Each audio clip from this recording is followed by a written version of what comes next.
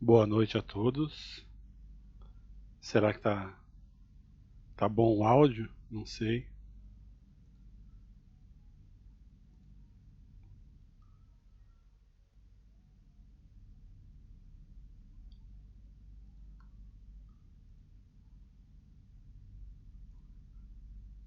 Vamos dizendo se tem algum problema no áudio, se está cortando, se está alguma coisa, porque se estiver tudo certo, a gente já vai começar, já estamos um pouco atrasados já.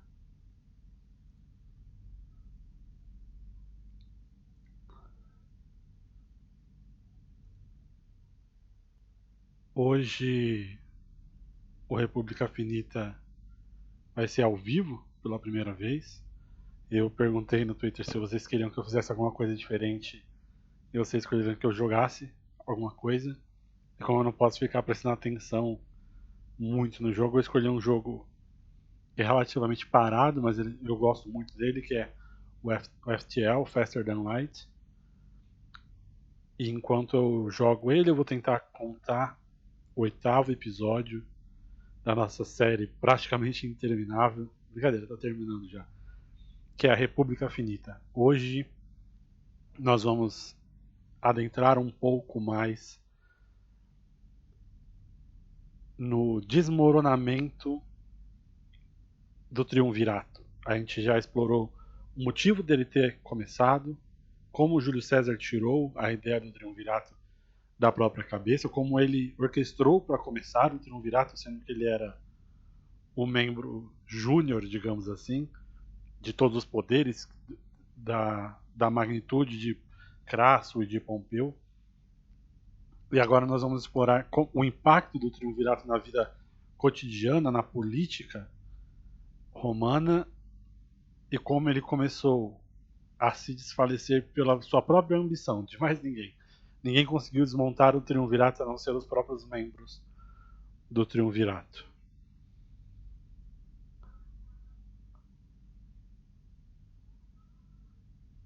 Esse episódio talvez vai ser um dos maiores que a gente já gravou, porque o roteiro que eu fiz está enorme. Então a gente vai vendo ao longo do episódio se a gente vai fazer ele inteiro ou se vai ser alguma coisa menor.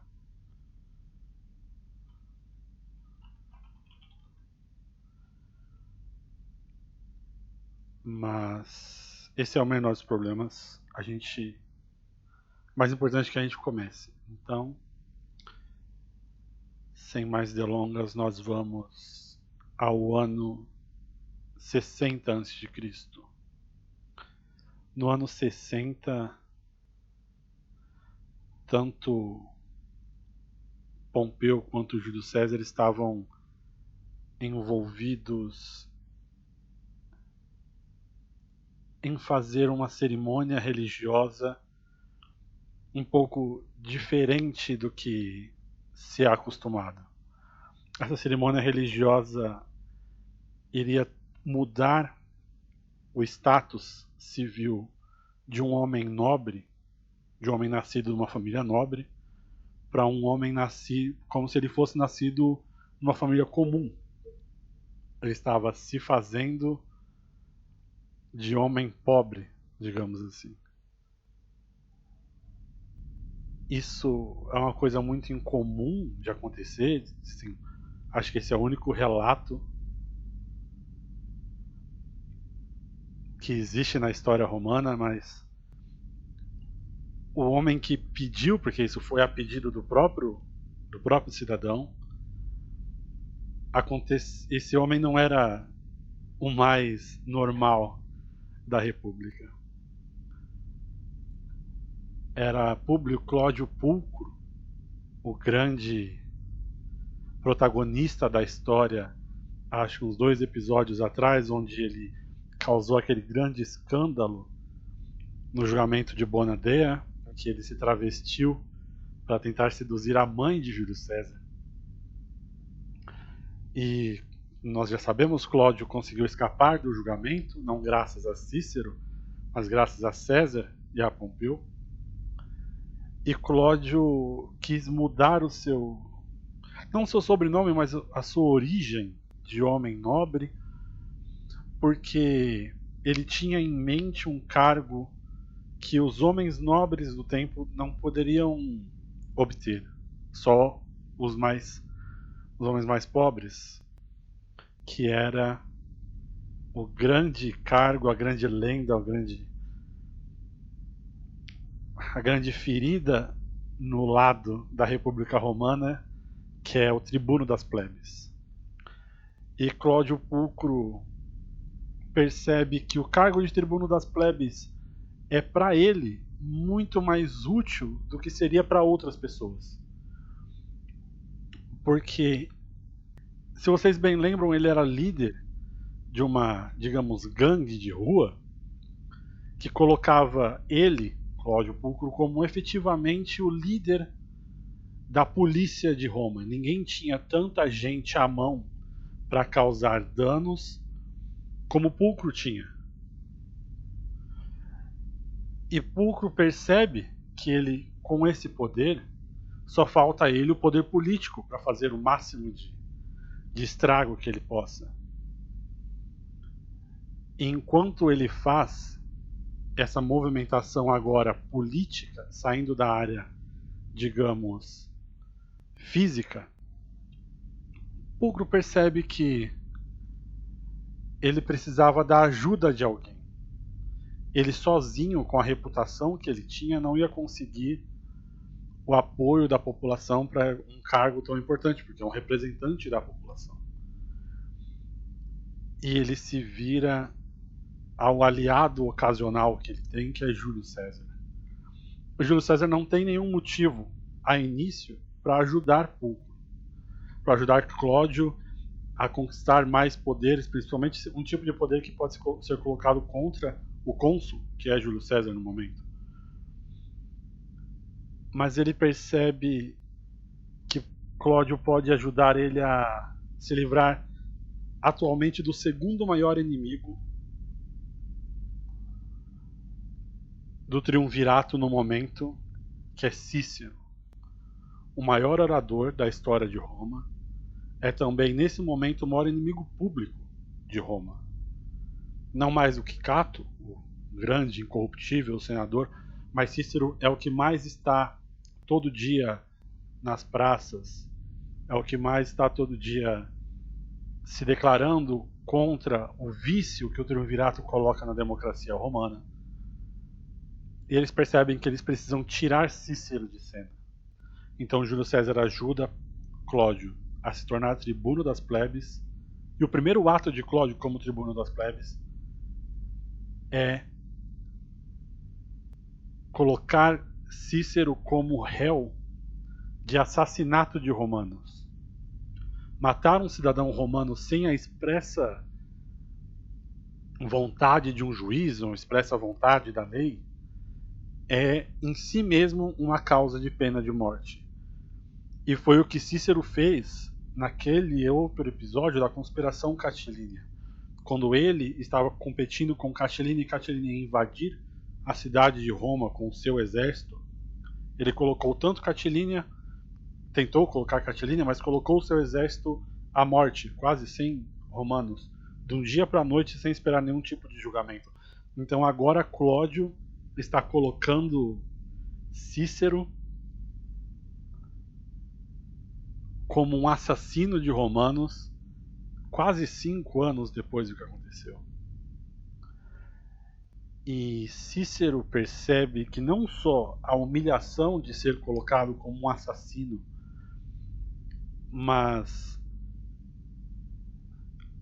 a sensação pública de ser tratado como um pária, porque mais uma vez Cláudio tinha toda uma gangue. Tom Holland, o autor do livro Rubicon, que é talvez o maior guia sobre o fim da República Romana que nós temos hoje em dia, define Cláudio como gangster chic, porque Cláudio era daqueles hipsters, daquele movimento romântico que ele estava ajudando a fundar, que César era o antigo representante. E além disso ele era um gangster, ele tinha toda uma trupe de gente que o seguia e colocava a vontade de Cláudio à força na sociedade romana. E eles começaram a perseguir Cícero, a atacar Cícero, a atacar a família de Cícero, e Cícero simplesmente quebrou dentro da cabeça dele. Ele começou a andar pelas ruas como se fosse um mendigo. Ele começou a incomodar as pessoas, a pedir dinheiro, sendo que Cícero era um homem rico. E ele tanto fez que se tornou como se fosse mesmo um mendigo, como se fosse uma pessoa sem nenhum tipo de controle mental, que o próprio Clódio, como tribuno das plebes, um dia o humilhou na rua, e isso foi o suficiente para que Cícero fugisse de Roma.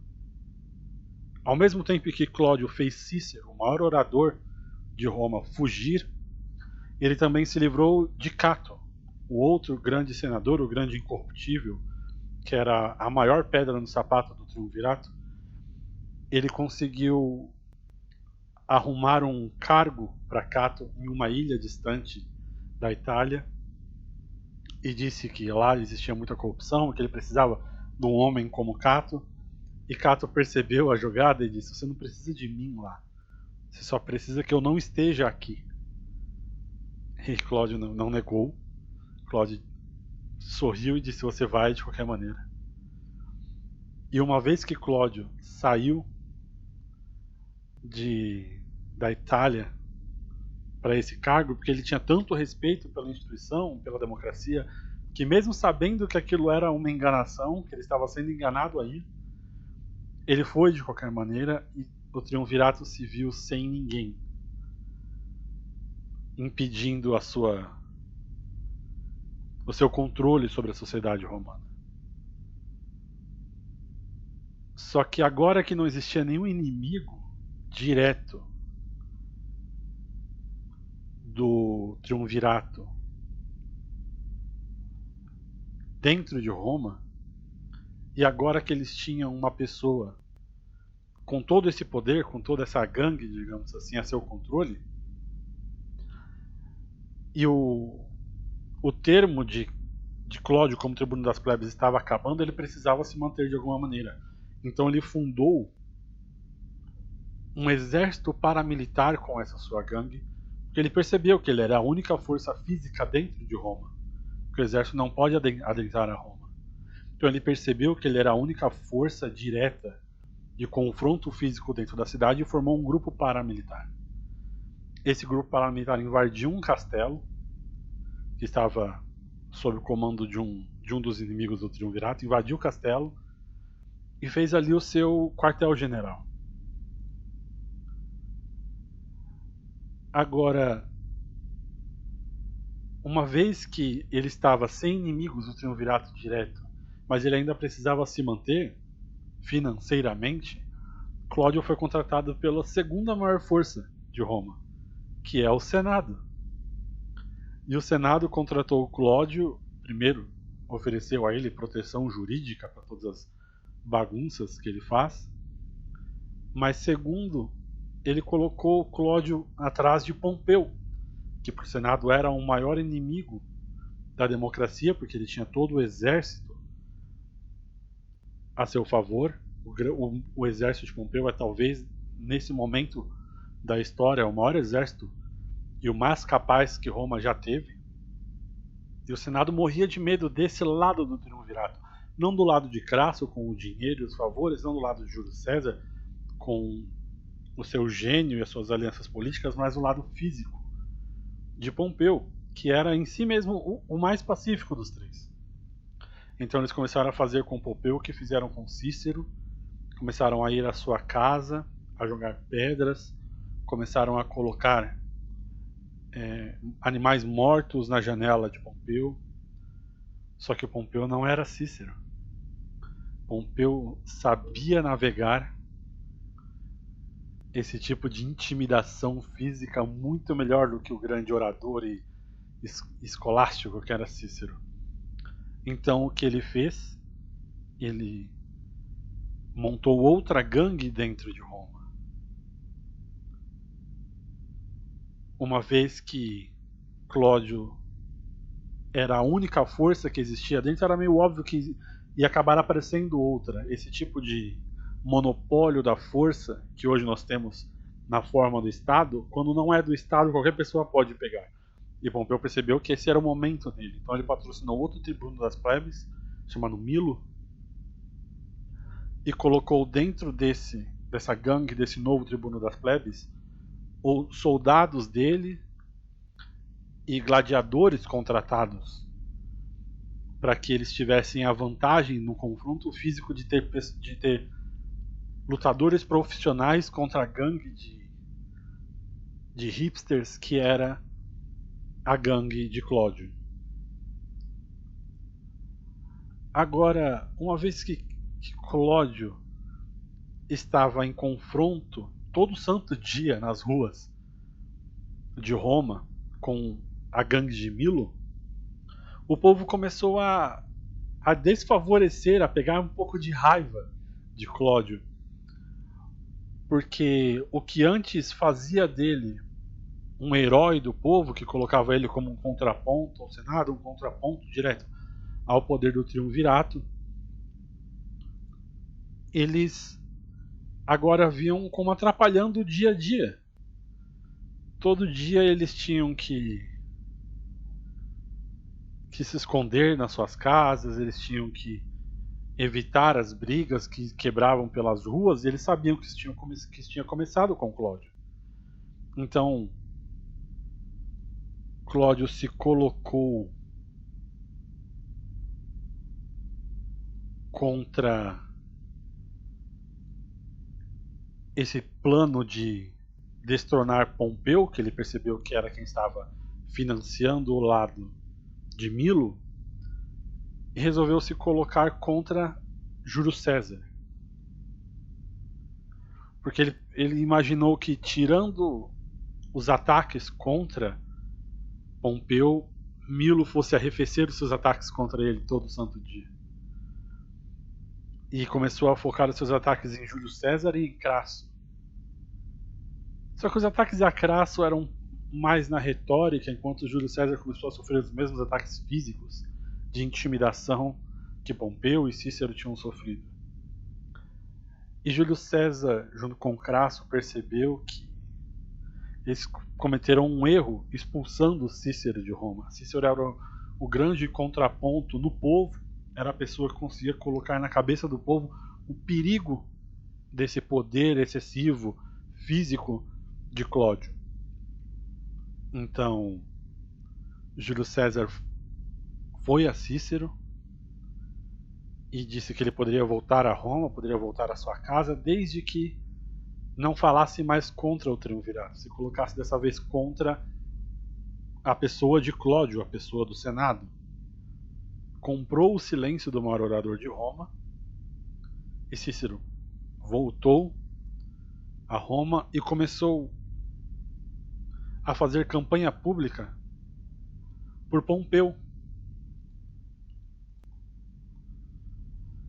Ele começou a fazer campanha pública para que Pompeu tomasse mais um cargo como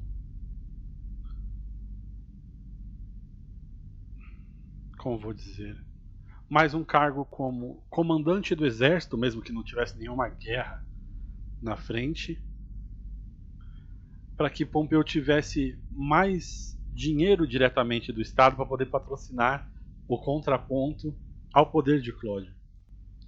E Cícero, com a sua oratória, conseguia quase tudo que queria, nós vamos chegar lá ainda, conseguia quase tudo que queria e conseguiu convencer o Senado a colocar Pompeu como líder do exército, mesmo sem ter nenhuma guerra acontecendo.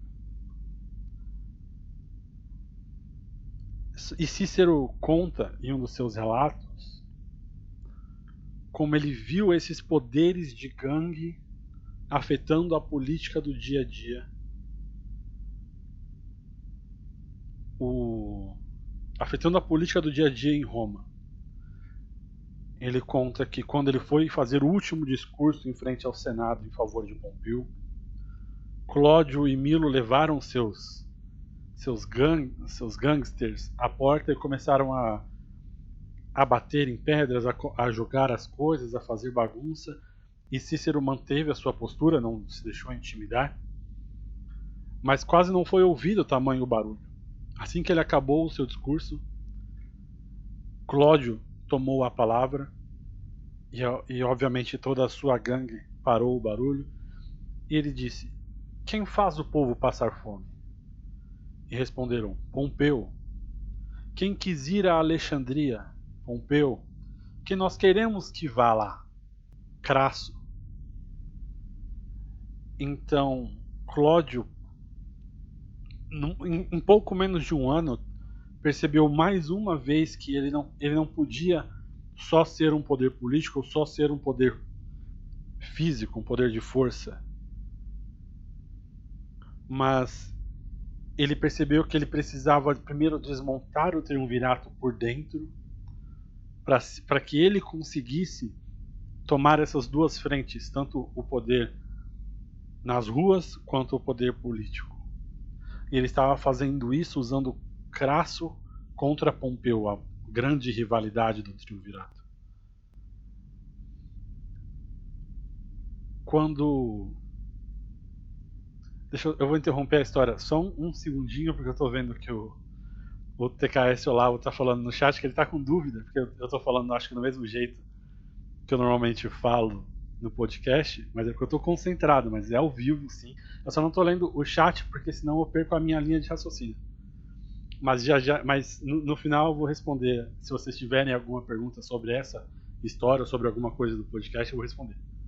Mas é porque eu não estou olhando, porque eu estou focado aqui. Tanto que eu estou até esquecendo de jogar o jogo. Vou voltar. Mas então... Não tem problema, porque eu vi que você estava na dúvida e como eu tô falando do mesmo jeito e o jogo tá pausado, entendi a sua dúvida, mas não tem problema. Quando Júlio César percebe que o triunvirato está sendo puxado cada um para um lado, ele também percebe que se ele não entrar no meio, se ele não for ativamente colocar um tipo de rédea nessa movimentação que Clódio e Pompeu e Crasso estão colocando, o triunvirato vai acabar. E Júlio César nesse momento não está em Roma. Júlio César está tendo a sua famosa, gloriosa guerra contra a Gália, que hoje em dia é a França. A sua conquista inédita da Gália está acontecendo nesse momento que essa bagunça, essa revolta está acontecendo dentro de Roma. E Júlio César só sabe dessas coisas através dos seus emissários. Então Júlio César chama uma reunião do triunvirato e pede para, digamos assim, renovar o pacto entre o triunvirato. Só que nesse momento, as duas grandes preocupações de César para renovar um triunvirato é melhorar a sua própria posição, porque há 2 anos antes ele era um membro, como eu falei, um membro júnior do triunvirato. Ele era o que menos tinha conquistas, era o que menos tinha conexões políticas, e 2 anos depois ele já estava em pé de igualdade com todos eles.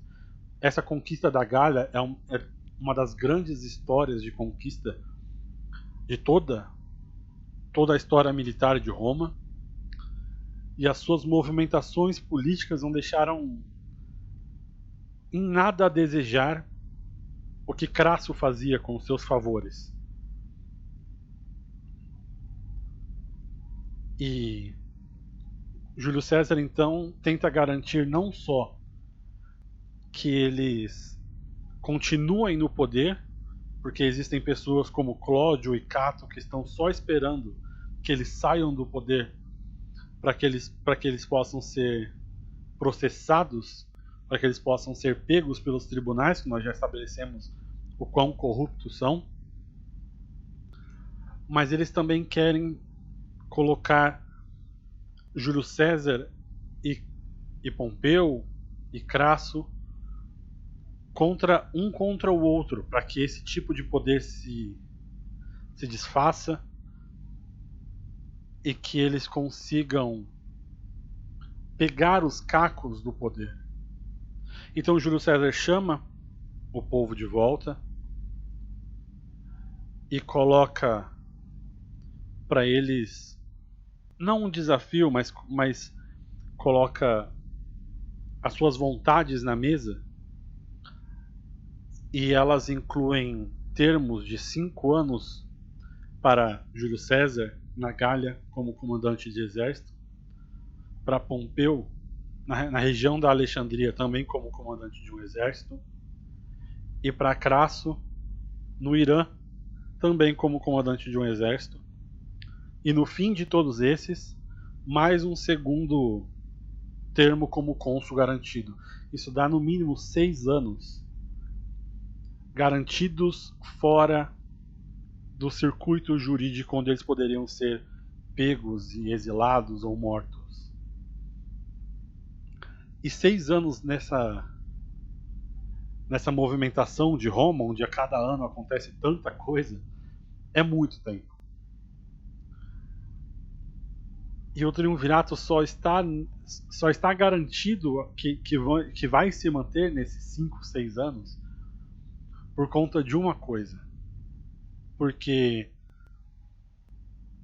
existia pouca relação de amizade entre os 3 entes, César, Crasso e Pompeu. Enquanto Pompeu era inimigo declarado de Crasso, Júlio César não era amigo de Pompeu e nem de Crasso. Mas Crasso dependia muito das conexões de Júlio César, e Pompeu precisava muito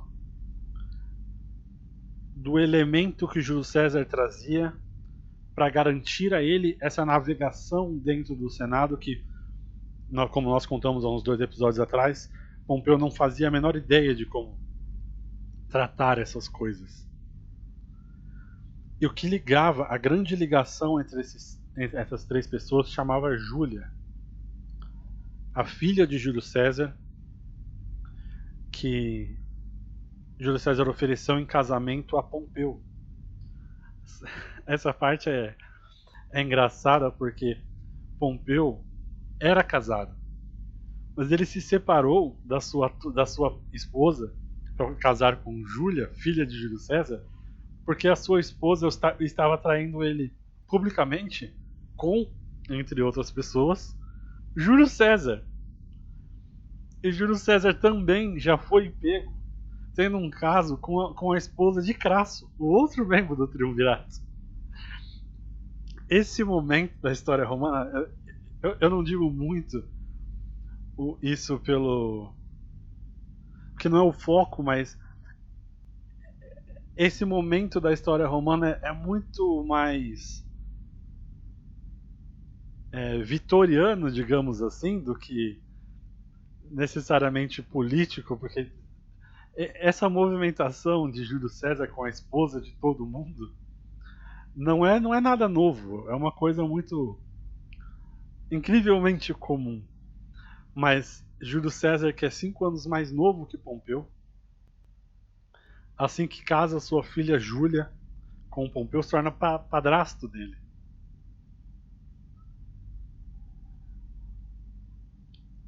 E eles conseguem cimentar essa relação do triunvirato através desse casamento. Porque o laço entre Júlio César e Crasso é um pouco mais civil, digamos assim. Mas Crasso e Pompeu e Crasso e Júlio César não tem nada em comum. Mas no ano 54 a.C., Júlia morre. Ela morre dando à luz ao filho de Pompeu. Pouco se sabe se era uma menina ou um menino, porque a criança também veio a falecer poucos dias depois.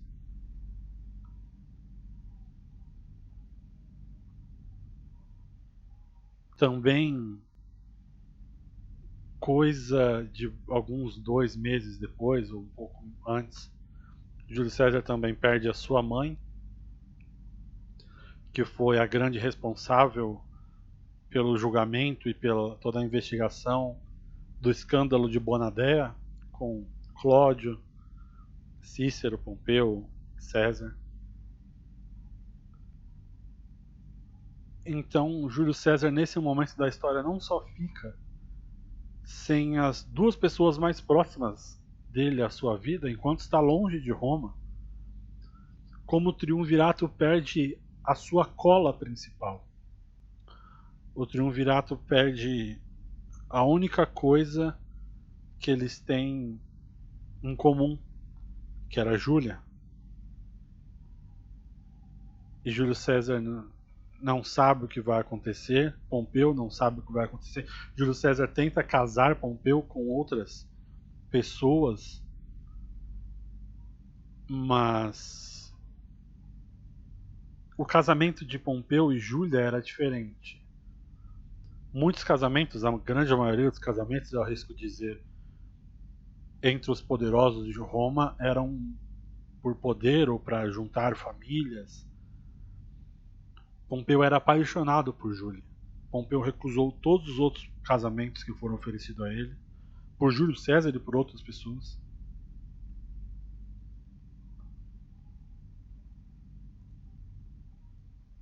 E enquanto estava esse torpor, esse entremeio, esse choque no meio do triunvirato, Crasso percebeu que ele precisava agir, porque ele estava sentindo que essa cola ia sair e o triunvirato estava a ponto de acabar. Então ele resolveu que ele ia invadir Parta. Parta é hoje o norte do Irã e era um dos reinos mais poderosos da antiguidade. E a guerra que Júlio César estava contra a Gália era um pouco mal vista dentro do meio político de Roma, porque ela era tida como uma guerra de agressão. Era um povo que pouco ameaçava os romanos, em que a história que eles tinham de animosidade contra os romanos era muito antiga, era muito pouca, mas mesmo assim Júlio César resolveu invadir a Gália porque ele sabia das vantagens. Mas se a Gália tinha pouco a ver com Roma, Parta não tinha absolutamente nada a ver. E mesmo assim, Crasso resolveu que invadir Parta e que seria o primeiro romano a conquistar Parta. Enquanto essa movimentação de Parta por parte de Crasso estava sendo desenhada, digamos assim, ele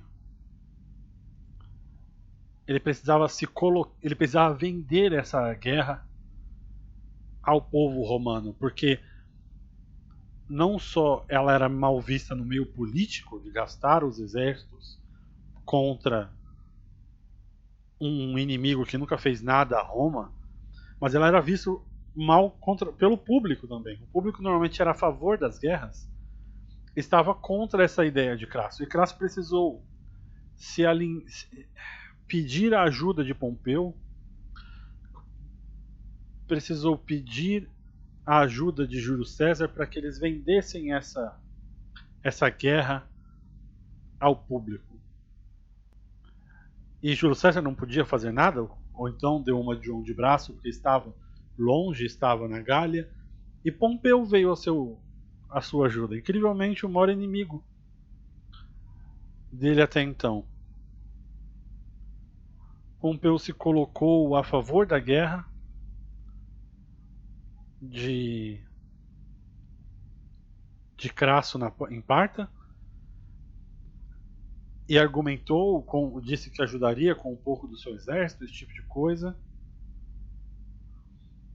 Então Crasso decidiu que iria e conseguiu o apoio no Senado para ir, mas um comandante militar, que até hoje nós não sabemos o nome, mas existe essa história contada em diversas outras fontes, não é só uma fonte, existe em Ápios, que é um historiador grego.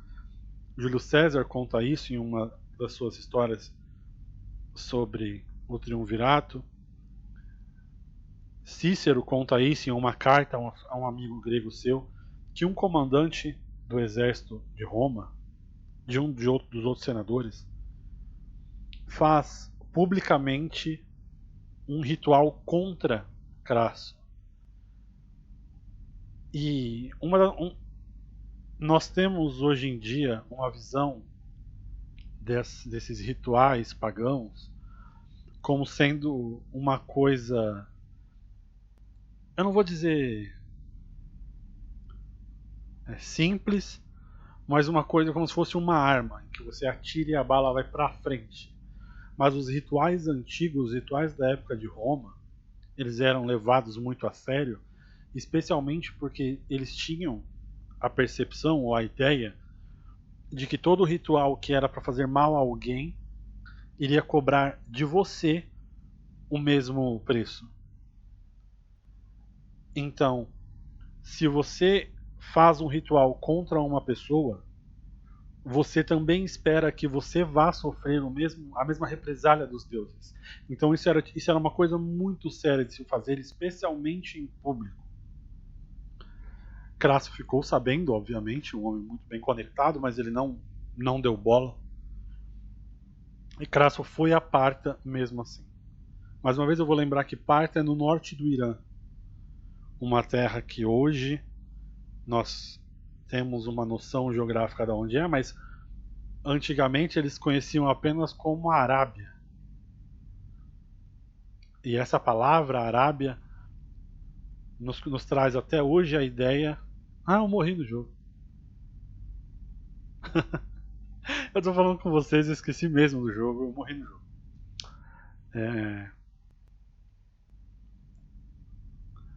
Bom, enfim.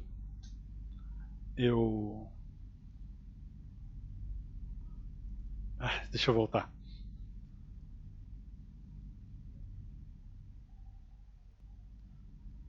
Então, ele foi ao que hoje nós conhecemos como Arábia. E a Arábia, ela tem uma fama mística entre as pessoas da antiguidade. E não é exatamente e não é exatamente mal pensado essa ideia mística que nós temos de lá, porque todos os relatos que nós temos dessa época, de época um pouco mais antigas, de invasões a territórios que hoje nós consideramos a Arábia ou o Oriente Médio, eles são sempre cheios de relatos que, por mais que se diferenciem um do outro, eles trazem um elemento de unidade muito grande entre os árabes. Um exemplo que eu lembrei agora, quando Crasso estava chegando em Parta, um dos seus generais encontrou um guia para que pudesse levar eles pelos desertos da Arábia.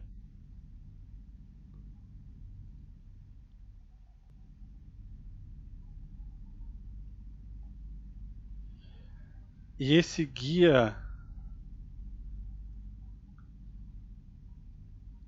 contou a ele que ele estava planejando uma grande empreitada. Ele queria construir um tipo de spa que se chama hot springs, naquelas fontes naturais quentes. E ele estava conversando com Crasso sobre essa ideia, e construir um tipo de spa desse leva coisa de 8 a 10 anos, e Crasso falou: você não está muito velho para tentar construir esse tipo de coisa? E a resposta dele a Crasso foi: não sou eu que estou tentando invadir Parta aos 60 anos. Porque Crasso já não era mais jovem. Isso tudo que a história que nós estamos contando da República Finita, ela passa por muito tempo. Quando Crasso teve aquele encontro com o jovem Pompeu, quando Pompeu ainda era jovem, Crasso já era um homem mais velho do que Pompeu. Então hoje em dia, Crasso ter essa gana em tentar invadir um território tão inóspito e tão diferente é muito esquisito. Conta Appius na sua biografia dessa guerra civil que as pessoas estranharam a arrogância com que Crasso estava tratando essa situação. Crasso nunca foi um homem arrogante, mas Crasso estava muito certo de que ele tinha de fazer isso, de que ele ia vencer e que ele precisava, por causa dessa mudança de poderes no triunvirato, ele precisava se estabelecer como mais poderoso do que Júlio César e do que Pompeu. E o que faltava para ele sempre foi o currículo militar. Ele já era o homem mais rico da história de Roma. Então faltava para ele esse currículo militar. E quando ele viu essa chance, quando ele viu as placas tectônicas do poder do triunvirato se mudarem, ele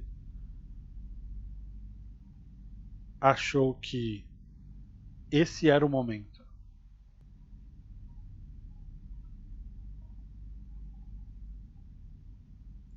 E nesse momento em que Crasso resolve invadir Parta, ele acha esse guia, ele coloca toda a sua confiança no guia que ele encontrou, que era uma recomendação de um outro senador, e esse guia leva eles para o que é chamado, na antiguidade, de Mar de Areia. O Irã tem um deserto no norte ou no nordeste, eu não sou tão bom assim de geografia, que é um deserto imenso. E eles foram por ali atrás dos partas. E o exército de Roma começou a estranhar aquilo, começou a cobrar de Crasso porque é que eles estavam indo por um espaço tão esquisito. E a resposta do guia foi: vocês acham que vocês estão na Espanha? Que vocês estão na Campânia? Onde tem florestas e tem rios e árvores de fruta? Isso aqui é a Síria. Isso aqui é a Arábia. É isso que vocês vão encontrar aqui. E mesmo assim o exército começou a ficar desapontado, começou a querer que Crasso voltasse. Então à noite desse dia, quando estavam todos dormindo, o guia foi embora. Pegou um cavalo e foi embora. E nessa mesma noite, o exército parta encontrou o exército de Crasso. Agora, uma coisa que se pode dizer sobre o exército parta, mais do que se pode dizer sobre os seus números, ou o que pode dizer sobre vamos dizer os seus números ou a quantidade ou até o terreno, o exército de Parta ele era o maior exército do mundo sobre cavalos. Eu ainda vou eventualmente fazer uma História Magister sobre os mongóis, que para mim é o maior exército que já existiu. E boa parte dessa destreza que Gengis Khan conseguiu colocar sobre os mongóis era como eles conseguiam montar sobre os cavalos de uma maneira em que hoje nós só conseguiríamos comparar eles com artistas circenses, aqueles artistas que fazem malabarismos em cima de cavalos. O exército de Parta se pode fazer um paralelo com o exército de Gengis Khan. Eles nasciam em cavalos, só treinavam em cavalos. Então, quando o exército de Parta, que era relativamente um exército pequeno, esse que encontrou Crasso, eram 10 mil cavaleiros. Crasso tinha, nesse momento, a maior exército de cavaleiros da história de Roma. Mas ainda assim era uma coisa perto de 7 mil cavaleiros. O resto eram soldados a pé. E Parta tinham 9 mil cavaleiros desses que eu falei, que faziam praticamente acrobacias em cima dos cavalos, com arco e flecha, e 1000 cavaleiros de armadura. O cavalo também tinha uma armadura de ouro e prata, e carregavam espadas.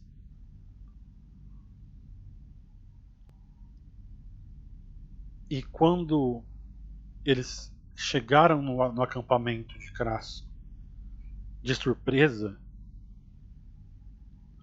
Crasso colocou o seu exército em uma formação de quadrado, para que eles pudessem cobrir todos os lados. Mas Crasso não sabia o que era a força do arco parta. O arco parta ele é tido na história antiga como um canhão de mão, o que hoje nós chamaríamos de um canhão de mão, porque conta o historiador Ápio que quando as flechas dos partas atravessavam, saíam da sua flecha, elas atravessavam o escudo dos romanos e pregavam como se fosse um grampeador as mãos dele aos escudos e grampeavam os pés dos romanos ao chão. Então eles não conseguiam nem lutar e nem correr. Quando os romanos tentavam tirar as flechas das mãos ou dos pés, eles arrancavam nervos junto, que eles não podiam mais se mexer, eles ficavam agonizando no deserto. Esse tipo de violência desses arcos partas, junto com os 1000 cavaleiros que estavam de espada, colocou o exército de Crasso automaticamente em desespero. O filho de Crasso, que era um dos líderes dentro do exército, o filho de Crasso viu que eles iam perder muito e ele tentou buscar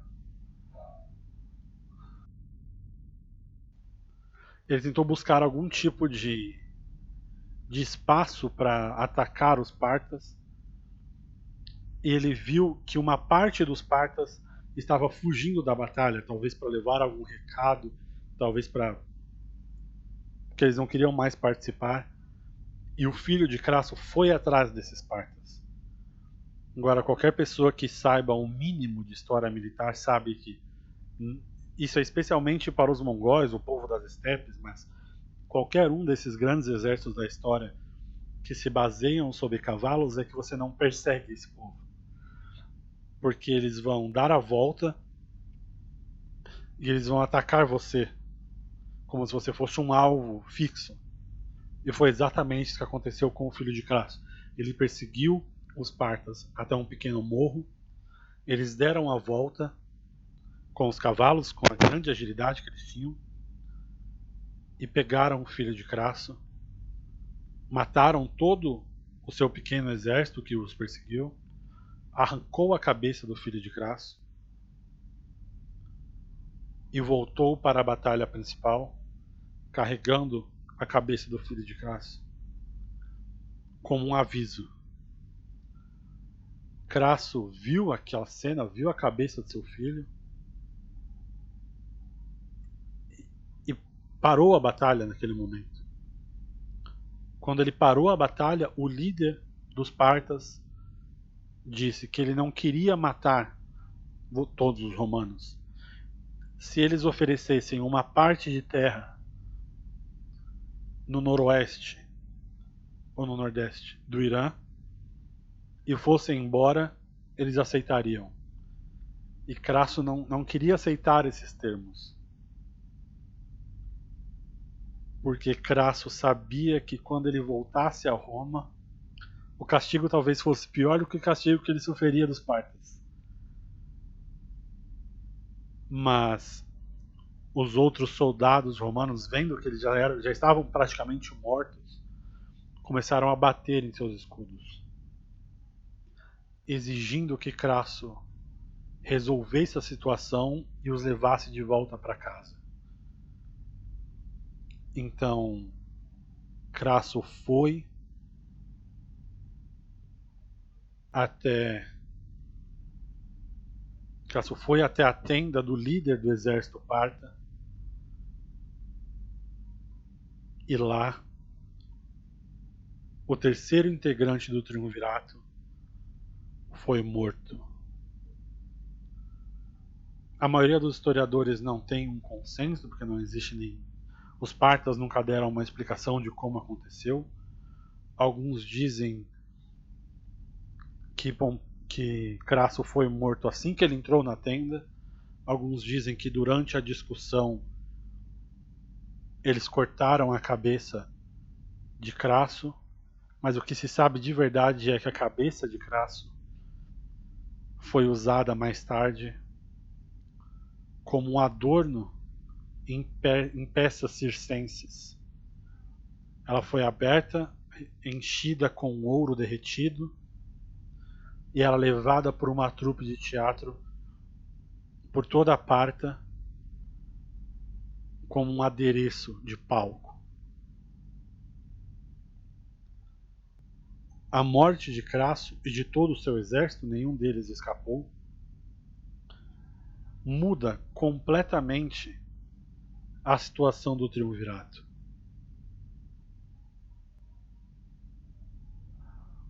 Porque não só Crasso era o homem mais poderoso de Roma no sentido social, era o que mais tinha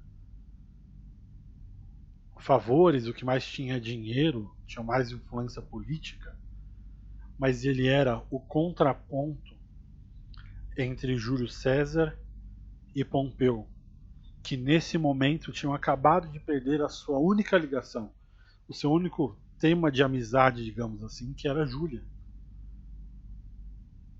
Então, com a morte de Crasso, acaba toda a chance de que Roma fosse continuar como uma república e dar o pontapé inicial para a guerra civil que vai acabar de vez com a antiga República Romana.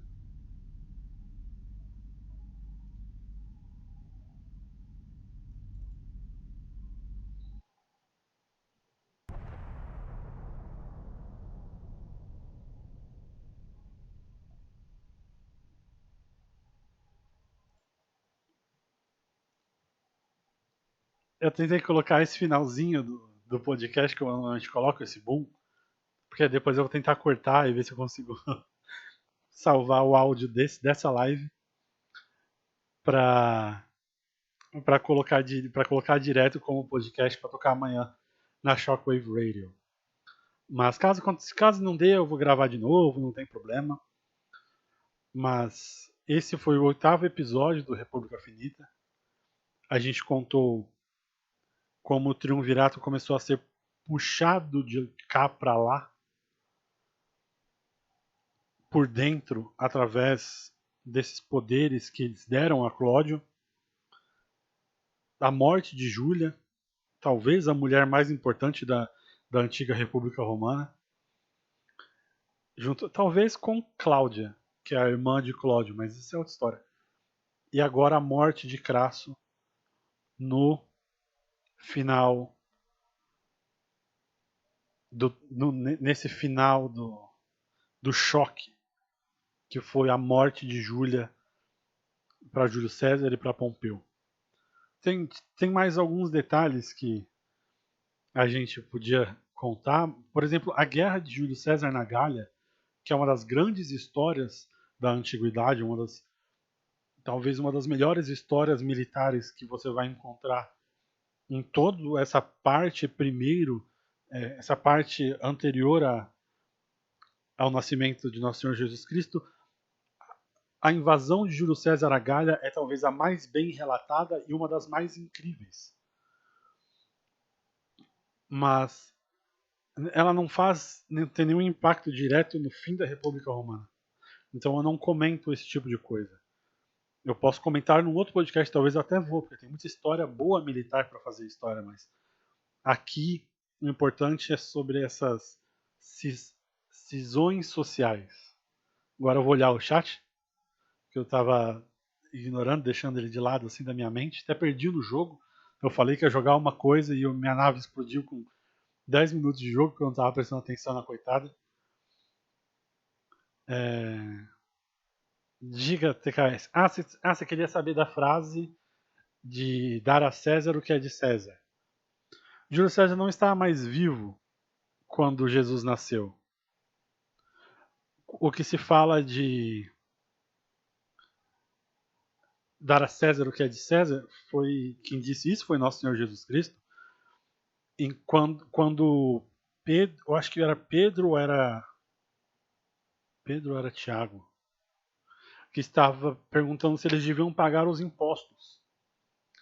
E Cristo usou essa frase: dai a César o que é de César. Você não tem que manter um dinheiro que não é seu. Se o imposto tem de ser pago, você tem de pagá-lo. Eu não sei se tem ANCAP ouvindo, mas não sou eu que estou dizendo, está na Bíblia. E quando ele diz César, é porque logo depois de Júlio César, todos os outros imperadores de Roma ganharam esse título. César deixou de ser o sobrenome de Júlio César para se tornar o título. Então Marco Aurélio ele era um César de Roma. Tanto que o nome César foi o que inspirou, por exemplo, o título de imperador russo. Não existe imperador russo, existe o czar russo. Czar é uma modificação da palavra César. Então, a partir de Júlio César, todos os imperadores da Europa, a maioria deles, ganham o título de César, que é o César Augusto. O filho de Júlio César se chama Augusto. E ele é o primeiro grande imperador de Roma. Então, quando você fala que tal, quando você lê alguma coisa que é muito augusta, quando você vê esse nome, esse honorífico de Augusta, vem de Augusto. Por isso que se chama o Augusto César de Roma, que é César e logo depois o primeiro grande imperador, que é Augusto. Então esses dois sobrenomes de César e seu filho viraram os honoríficos. A Gália não deu a glória precisa para Júlio César reivindicar o poder necessário para competir com o Pompeu. Sim. Quando ele chamou essa reunião que eu comentei no começo, que eu falei que ele não era mais um membro júnior do triunvirato, grande parte disso se deve à conquista da Gália. Porque ele diz que ele terminou de conquistar a Gália naquele momento, no ano 55, mas ele não terminou ainda. Tem algumas batalhas. Mas o dinheiro e as histórias que ele já trouxe da Gália foi o que colocou ele em par de igualdade com Pompeu e com Crasso. Porque antes a única grande vitória militar que ele tinha era o tempo dele como pretor na Espanha, que foi outra coisa gigantesca, mas nem perto do que foi a conquista da Gália. Tirando isso, que foi o que deu para ele o direito de ter o primeiro triunfo, que ele não conseguiu por causa de Cato, a gente já contou essa história. Mas você está certo, Rodrigo, o que deu a ele o direito, digamos assim, o currículo de se colocar em pé de igualdade com Pompeu e Crasso como um membro tão poderoso quanto, tanto político quanto militar, do triunvirato foi a conquista da Gália. Eu disse que ela não é importante, porque a gente vai falar aqui agora, porque o que nós precisamos saber da conquista da Gália na história da queda da República Romana é exatamente isso. Júlio César fez o que foi praticamente um milagre militar, porque o nível de gênio que ele demonstra na Gália é uma coisa de outro mundo. Mas o que nós precisamos para a queda da República Romana, a Gália não influenciou diretamente na queda da República. Porque se ele tivesse tido, o meu raciocínio é se ele tivesse conquistado outra coisa, outra vitória que o classificasse tanto quanto, não faria, não é a conquista da Galha em si, mas sim o tanto de dinheiro e o tanto de dinheiro, o tanto de ingenuidade militar que ele conseguiu na Galha, que o classificou como um dos grandes militares da sua época. Depois da morte de Pompeu, ele vai ser obviamente o maior, né? Porque ele vai derrotar Pompeu. Mas é por isso que eu não vou colocar a história da Galha, que por si só é enorme, dá para fazer outros 10 episódios da conquista da Galha, aqui no meio, entendeu, Rodrigo? Não estou dizendo que não é importante, é importantíssima, mas ela é muito mais importante para a história de Roma e para a história de Júlio César do que para a história do fim da República em si. Por isso que eu vou deixar ela um pouco de lado aqui para a gente. Inclusive, já passei por ela. Nesse momento da morte de Crasso, a guerra contra a Gália está acabando já. Eu acho que a Twitch deixa a live automaticamente salva. Mas de qualquer maneira eu vou fazer o podcast, eu vou transformar esse áudio no podcast. Então eu não sei. Eu acho que eu vou deixar salvo. Também não tem tanta gente que vai ver também. Eu acho que deu 12 pessoas, o que pra mim é incrível. Tinha 12 pessoas. Eu não falei porque eu não queria atrapalhar a história, mas 12 pessoas é muito bom. É, obrigado, CKS. Eu faço. Dá um pouco de trabalho fazer isso aqui, mas eu recebi tanto elogio de gente muito melhor que isso aqui é que isso aqui é importante, esse tipo de história que eu conto, porque a história da República Romana, eu escolhi a história da República Romana porque ela é assim como a Revolução Americana, eu acho que a Revolução a queda da República Romana e a Revolução Americana, se você entender elas duas inteiras, você entende, assim, você abre a sua mente para mais da metade das movimentações políticas que estão acontecendo no mundo hoje. O Kim Paim, que é um grande amigo meu e um cara que descobriu o podcast sozinho, do nada, e vocês já devem ter ouvido os outros episódios, eu nunca falo de comparação com o que está acontecendo no momento no mundo. E o Kim Paim pegou isso no ar, assim. Ele percebeu que essa movimentação populista da época do Tribuno das Plebes era exatamente o que a esquerda faz quando tenta oferecer coisa de graça para o povo. Ele percebeu que as movimentações do Senado para tentar derrubar o Tribuno das Plebes é exatamente o establishment tentando derrubar um político popular. E eu acho legal, eu gosto desse projeto. Só dá muito trabalho porque eu tenho outro trabalho, esse site que está na tela, o coprimo.com.br. É o meu trabalho do dia a dia, então quando eu estou muito ocupado com ele, eu não consigo gravar. Mas agora que eu dou uma baixada no movimento do site, eu estou conseguindo gravar de novo. Qual a sua opinião da série Netflix Império Romano? Eu não vi a série da Netflix. Eu vejo muito pouca coisa da Netflix. Uma coisa que eu sei que não é do Império Romano, mas uma coisa na Netflix que eu assisti, a única coisa, aliás, que eu assisti e que é muito boa, e que ainda assim eles inventam um pouco de história, era a história, era a série sobre Marco Polo. Chamava, acho que Marco Polo mesmo. Que era quando Marco Polo chega na corte de Kublai Khan, que é o neto de Gengis Khan. E ele escreve sobre como era a vida no Império Mongol, sobre Kublai, que é, depois de Gengis Khan, o maior mongol da história. Muito boa a história de Kublai Khan. E aquela eu assisti e eu vi que era muito boa. Mas tirando aquela eu não vi. Eu não sabia que Netflix tinha uma série sobre o Império Romano. Uma série muito boa, se você quiser assistir uma série que eu sei, que é muito, muito bem feita, do ponto da história, que é muito fiel à história, chama Roma. Eu não lembro quem foi que fez, mas era famosa pra caramba. Chama só Roma. Eu acho que tem umas 4, 5 temporadas. Passava até na TV a cabo uma época. Mas essa eu sei que é muito boa. A do Netflix eu não vi. Boa noite, TKS. Valeu por participar aí. Você participou o episódio inteiro. Desculpa que eu não pude ler durante o episódio. Eu estava focado. Mas obrigado mesmo, cara, por participar. De verdade mesmo. Boa noite pra você e fica com Deus. Muito obrigado pela audiência. Eu acho que eu vou encerrar a live também. Se alguém tiver mais alguma dúvida, vou tirar, porque tá cedo ainda, 11 horas.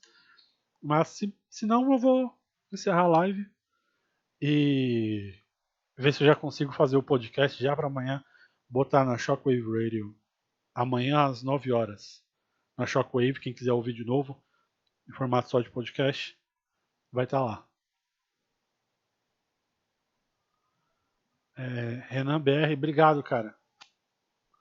Eu tento o conteúdo, eu tento fazer o melhor que eu posso. Eu tenho muita ajuda, porque tem muito livro muito bom. Mas obrigado, cara, de verdade mesmo.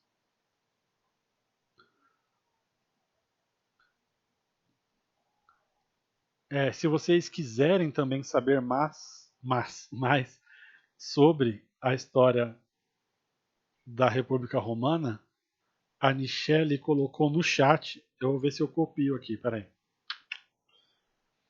Ela colocou alguns links da Amazon de uma boa parte dos livros que eu usei para fazer a pesquisa, que é o livro da Mary Beard, que é muito bom esse livro, muito bom. Se você não puder comprar o Rubicon, que é o do Tom Holland, que é o último, você adquira a Mary Beard. Eu ainda prefiro que você leia o Rubicon, mas esses dois são assim um manual do fim da República Romana. Ela colocou ali Cícero, colocou Júlio César, todos incríveis. Entre nesses links da Amazon se vocês quiserem adquirir algum, ou no Kindle ou físico, mas vocês não vão se arrepender. Todos os livros são muito bons. É... Bom, então eu acho que é isso. Se liguem nos livros que estão ali. De verdade, vale todos que estão ali muito a pena. Especialmente o da Mary Beard, o do Tom Holland e a Guerra Civil de Júlio César. E é isso, galera. Boa noite para quem ficou. E até a próxima. Acho que ainda essa semana eu devo fazer mais alguma live, mas talvez só de jogo. Mas até a próxima, galera.